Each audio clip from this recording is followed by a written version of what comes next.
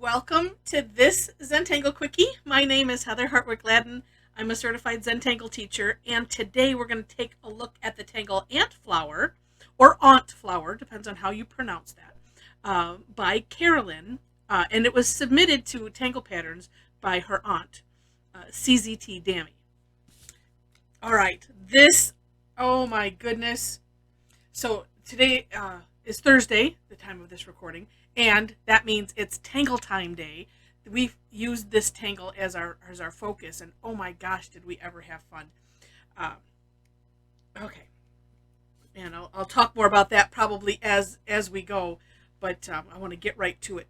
Such a fun and neat tangle with so many possibilities. All right, so this starts off with a little orb, and so wherever you want the center of this to be is where you'll put that. Then we're going to kind of create seeds, if you will, but we're going to start like part way up the seed.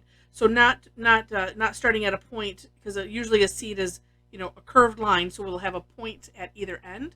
This one, pick a place to start, and actually, if you're using a square tile or something, that makes it a little bit easier to like aim, because that's where I always have a challenge with that. So starting with this first one, I'm going to aim for this this corner, or I mean this this side. All right, but I'm going to start here, and we'll just look and you'll see and you'll understand. So like so, and then like so. And if it helps you to turn the tile and say my orb is obviously it's not centered, but you know what? How much does that matter? It doesn't, right? And then do one on the other side. This is the one thing that I added I should say I divided the second step, which is these what we can call them petals. Is I decided that I just for my mind I like to see these separate, so that's what I did for me. And if that helps you as well, then great. So doing it in a cross, and then another advantage of if you're using a square is like, well, then I can aim for this corner. But this one, you could do this one more as a seed, or you could start it like part way up.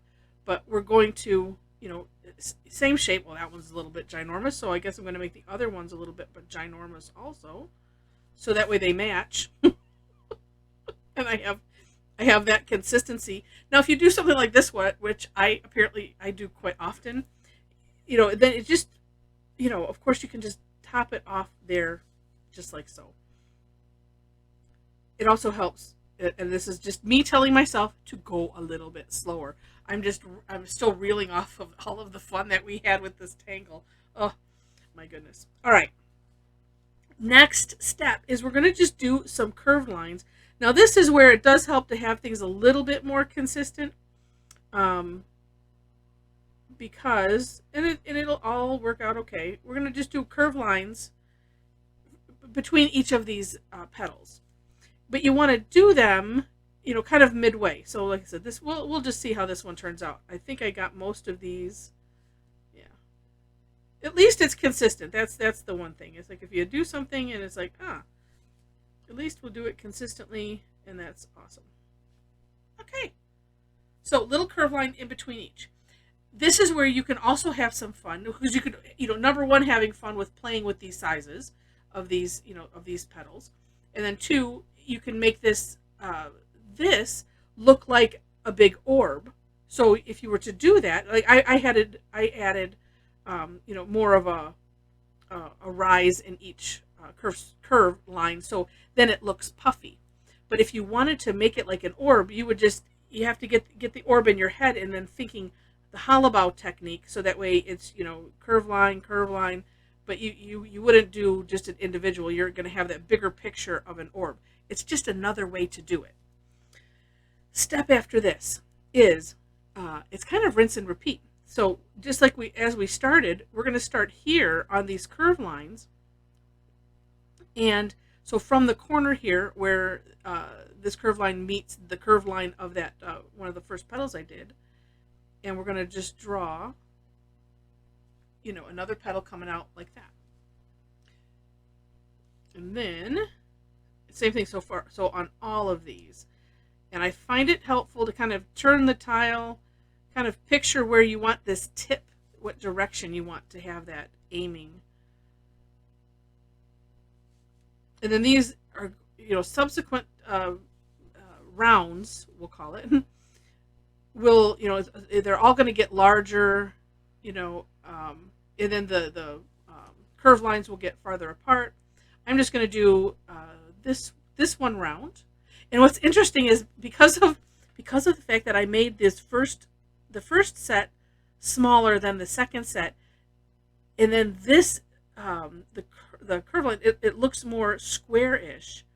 And it's interesting because now the second round also looks a little squarish. It's just kind of interesting. So another way that you can play with this. All right. Then same thing, curved lines. And so we're skipping this because we're not hitting that, we're going over it. So, a little ways from the tip is where we want to shoot for.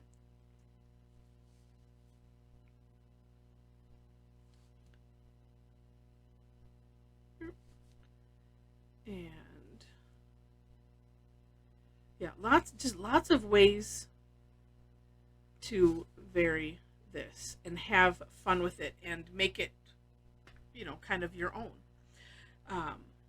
And so you can expand this out as far as you want to go and have fun with it. And then have fun with adding, you could just add shading. And I think that's what I'll do, because I'll show you some of the other things in a moment that we did. But I did not just, do this plain and add shading. So I'm going to do that. Well, we're going to go ahead and use this pencil.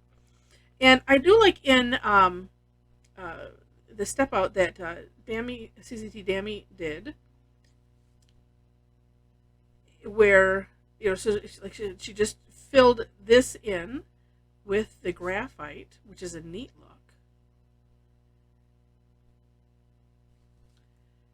And there was something else I was going to say about that, and I have lost it because I've apparently zoned into adding the graphite. Ugh. All right, and then I'm just going to fill this in. It'll come back to me, hopefully, before we're done recording here. Well, make sure to check out the description section, because that's where I have a link to hers, as well as to my step out. And on hers, you get to see she has a really nice sample on there, so that we can kind of get an idea of what else you could do it. Plus, Linda Farmer's her sample, her little thumbnail that she puts in, that gave some extra ideas of fun that could be had. Okay, and then, oh, here's my cord. Nope, that's not my other. Okay, and then what she did, which I thought was a neat idea too, is just on the outside rim of the pattern itself,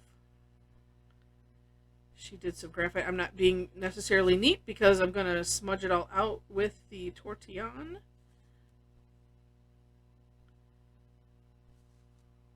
But yeah, the ideas are really limitless. And while I'm doing this and smudging it out, that's, I think, what I was going to, the thing I was going to interject is if you, in the description section, take a look. And below the step out links are links to my website, and I think at the Facebook group and stuff like that.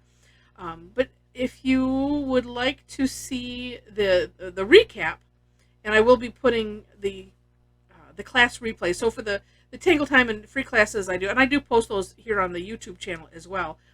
But if you want to take a look at that, and also, and maybe even more importantly, to take a look at the screenshots and then whatever pictures that have been submitted, so you can see all of the neat ideas that we came up with in doing them. So when I do my Tangle Time classes, we're exploring the tangle like this. So I'm sticking pretty much to the step out right here, but when we're doing the Tangle Time, we take an hour and then we just play, and that's just fun.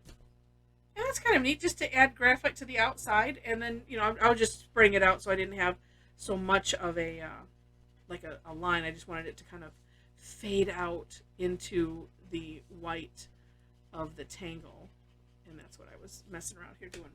All right, so that is one neat way to finish it off, and just keeping it super simple. But any of these parts, you can fill in with color. You can fill in with any color. Do some amazing shading. You can also, so this was one from earlier, and I'm still looking in amazement because those of you, I mean, if you followed me, the whole, not an artist, but this just doesn't get old. It just doesn't. I keep looking at it thinking, whose is this? Oh yeah, I did it. And I say that just because I just literally love the Zentangle method, floored by it, because you can take somebody that doesn't think they can draw stick figures to save their life and create something like this. All, two elemental strokes, the orb and the curved line. And if you put them strategically, this is what you get. And it's absolutely amazing. So this one, and I took this from Damy's sample, was stippling. So this is just the little dots. And that, I mean, it literally is just, putting little dots. And then where you want it darker, it's like shading with the pen. So where you want to have it a little darker, then you make the dots a little bit more concentrated. And that's that. And then on these, the petals, I added just some straight lines. So I was just kind of like doing the pen flick, if you will, both at the bottom and the top. And then I added, I was using chalk pencils, and added that as if I would the graphite. Although these, I did add graphite to the very edge because I wanted to make it look like separate layers. And it kind of, it does look like separate layers, and separate layers that are rounded, because when I did the shading, and I like the chalk pencils because you can treat them just like you would graphite. So some on the inside, on the tip, and leaving the natural tile color, or just making it light, and so it makes it look shiny, and then it makes it look like it's curved also. Obviously here I did yellow. This one on the center, I just did a straight line with a little filled in orb on the end, and a little single print top in the center. I auraed with a chalk pencil, and then used the tortillon to spread it out, so that created those waves. I'm just marveled, like I said. And then this one was from the PM class, and I was thinking more, for whatever reason, on the Delft side, and but then I also wanted to add something that made it look where I could add the white swoosh mark, so it looked shiny in that way. And I'm still just wow, it's just neat. And I did kind of a similar idea. Oh, except I didn't add. So I auraed on these curved lines. And if you decide you want to do that, either do it when you do it, or if it's an afterthought like mine was, you just aura the inside, because the outside you're gonna have conflict. You don't want to go over these lines from those petals. So if you just aura to the inside, that's how you would do that if it's an afterthought. But anyway, I had started off pretty much the same way. I just added some little straight lines in those auraed sections. And then this one is not completely finished because I'm doing I started doing the Tangle cheesecloth behind it with the light gray micron, the 01. I'm almost kind of liking the straight lines, but I think I'll finish it and put the lines on the other side, and then I'll add some, probably something, some blue chalk pencil to the outside, just to have it kind of raise up a little bit maybe, and then I'll call that one a day also. But just what a fun tangle. And do, like I said, if you subscribe to my blog, so if you click on my website and click follow me, then when I send the recap out, you will get that, and then you'll see all of the lovely work that everyone that participated did. So I hope you enjoyed this, and if you did, would love to feel free, love to have feel free to share it. Would love to have you as a subscriber to the channel if you're not already. And then also make sure to check out that description section. And if you're interested in joining me sometime on one of these Tangle times on Thursday or some of the other classes I do, the information is on my website, or you can, you can also connect with me through there. So anyway, I'm just marveling at what a cool tangle this is. So thanks for watching, and I hope you have just as much fun with it.